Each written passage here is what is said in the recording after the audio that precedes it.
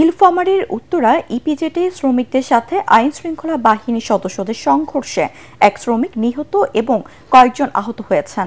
বিভিন্ন দাবি দাওয়া নিয়ে গত 3 দিন ধরে আন্দোলন করে আসছিলেন উত্তরা ইপিজেডের এভারগ্রিন নামের পরচুরা তৈরির কারখানা শ্রমিকরা। আন্দোলন ঠেকাতে গতকাল এভারগ্রিন কর্তৃপক্ষ অনির্দিষ্টকালের জন্য কারখানা বন্ধ ঘোষণা করে। পরে সকালে শ্রমিকরা ইপিজেডের মূল ফটকে অবস্থান নিয়ে অন্যান্য কারখানার শ্রমিকদের ইপিজেডে ঢুকতে বাধা দেন। এই সময় নীলফামারী সৈয়দপুর সড়কে দুই দিকে ব্যাপক যানজটের সৃষ্টি হয়। পরে সেখানে পুলিশ ও সেনা সদস্যরা উপস্থিত হয়ে পরিস্থিতি নিয়ন্ত্রণের চেষ্টা করলে শ্রমিকদের সাথে সংঘর্ষে হাবিব নামে এক শ্রমিক গুলিবিদ্ধ হয়ে মারা যান। এই সময় আরও কয়েকজন শ্রমিক আহত হন। আহতদের নীলফামারী জেনারেল হাসপাতালে পাঠানো হয়েছে। নিহত হাবিব সদরের কাজিরহাট এলাকার দুলাল হোসেনের ছেলে। তিনি ইকো প্লাস্টিক ফ্যাক্টরি শ্রমিক বলে জানা গেছে।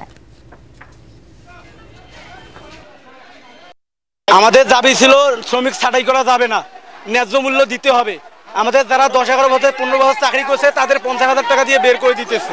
আমার ভাইটারে আমার গুলি করার সঙ্গে সঙ্গে সে আমার গায়ে পড়ে পড়ছে। দেখেন আমার গা পা কি। কিন্তু কোম্পানিতে কোনো ক্ষতি করা হয়নি, কোম্পানির গেটে তো কোনো ভাঙচুর করা হয়নি।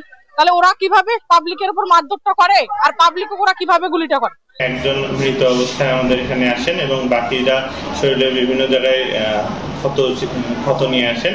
তারা বর্তমানে চিকিৎসাধীন আছেন আমাদের অন্তর্ভুক্ত। তারা দাবি করছেন তারা গুলি দ্বারা আঘাতপ্রাপ্ত হয়েছেন।